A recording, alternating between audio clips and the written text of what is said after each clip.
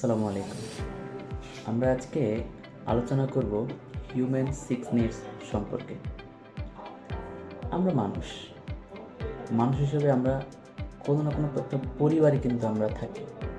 পরিবারের মধ্যে বাবা মা, ভাই বোন, তাছাড়া হাজবেন্ড বা ওয়াইফ বা আরও অনেক মানুষ কিন্তু থাকে।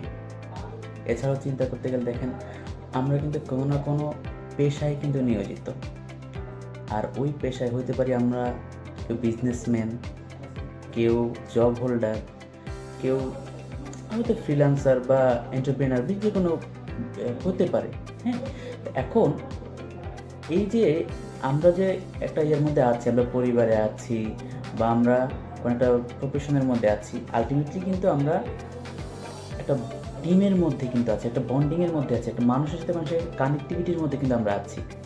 তো এই যে কানেক্টিভিটির জায়গা থেকে একটা মানুষের আরেকটা মানুষের প্রতি একটা কিছু বেসিক চাহিদা থাকে, কিছু নিডস থাকে। আমার পরিবার আমার কাছ থেকে কিছু বেসিক বিষয় এক্সপেক্ট করে। আমার একটা বিজনেস টিম আছে, ওই টিমটা আমার কাছ থেকে কিছু কিছু বিষয় তারা কিন্তু এক্সপেক্ট করে। তো এই যে এই বেসিক বিষয়গুলো কি, কোন হিউম্যান সিক্স নিডস, কোন বিষয়গুলো, এই বিষয়গুলো আমরা এখন জানবো বা আমাদের এই বিষয়গুলো জানা উচিত। তো চলো আমরা শুরু করি। এক নাম্বার হলো সার্টিনিটি। সার্টিনিটি মানে নিশ্চয়তা। আমার জায়গা থেকে আমি আমার পরিবারের সদস্যদের কাছে একটা নিশ্চয়তা চাই যে আমি তাদের কাছে সেফ, বা আমার কাছ থেকে আমার টিম মেম্বার বা আমার একজন এমপ্লয়ি সে কিন্তু এটা চায় যে সে আমার কাছ থেকে সেফ, আমাকে দ্বারা তার কোনো ক্ষতি হবে না। আমার লাইফ পার্টনার সে কিন্তু আমার কাছে চাচ্ছে যে সে কিন্তু আমার কাছে সেফ ফিল করতেছে কিনা, সে কিন্তু এই নিশ্চয়তা চাচ্ছে। বা আমি কারো কাছ থেকে নিশ্চয়তা চাই আমি তার কাছে সেফ কিনা। 2 নম্বর হলো ভ্যারাইটি। কেমন, যে সবসময় গড় বাঁধা একটা নিয়ম বা একই কথা যদি বারবার বলতে থাকি আমরা কারোর সাথে, এটা কিন্তু হবে না। এটা কিন্তু আমিও কখনো ভালোভাবে নিব না, বা আমার কাছ থেকে অন্য কেউ বিষয়টাকে ভালোভাবে নিবে না।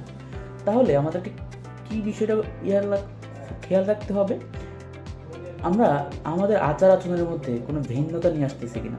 আমি আমার পার্টনারদেরকে, আমার বিজনেস পার্টনার হোক বা আমার একটা টিম মেম্বার হোক, তাদেরকে আমি আসলে কীভাবে করে ট্রিট করতেছি, সে আমার কথার মধ্যে কোনো ভিন্নতা পাচ্ছে কিনা। প্রতিদিন একই কথা না বলে আমি ভিন্ন ভিন্ন কোনো কথা দিয়ে তার সাথে উপস্থাপন করছি কিনা, আমি আমার কোন বিভিন্ন নলেজ নিয়ে তার কাছে উপস্থাপন হচ্ছে কিনা, আমি তার কাছে আসতেছি কিনা, এই বিষয়টা কিন্তু প্রায়োরিটি থাকে।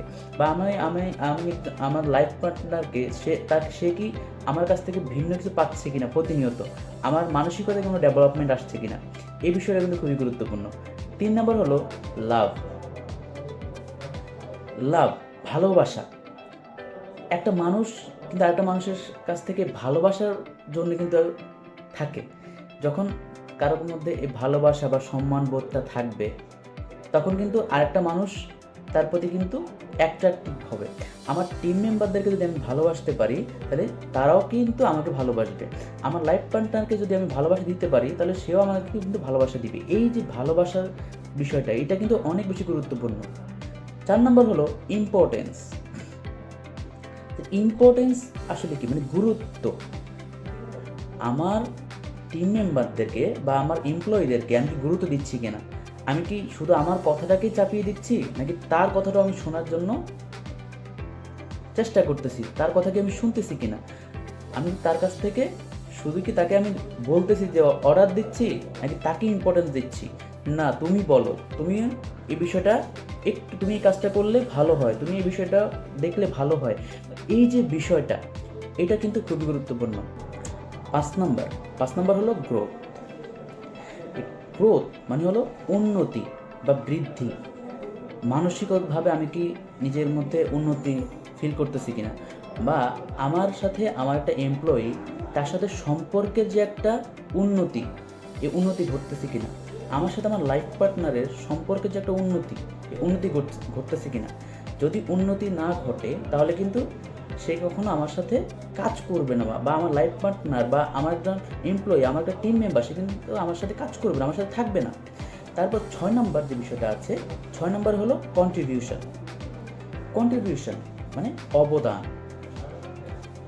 আমি আমার জায়গা থেকে আমি আমার ফ্যামিলি মেম্বারদের জন্য কী অবদান রাখছি, আমি আমার টিম মেম্বারদের জন্য কী অবদান রাখছি, তার উন্নতির ক্ষেত্রে, তার কাজের ক্ষেত্রে আমার অবদানটা কী, তার একটা প্রবলেম সলভ করতে গিয়ে আমার অবদানটা কোথায়। যখন আমার কোনো একটা অবদান থাকবে তার লাইফে, একটা ইম্প্যাক্ট আমার জায়গা থেকে তার লাইফে পড়বে, কোনো একটা অবদান থাকবে, ওইটা কিন্তু সে অবশ্যই মনে রাখবে। সো এই যে 6টা বিষয়, হিউম্যান 6 নিডস, এই 6টা বিষয় অনেক বেশি গুরুত্বপূর্ণ।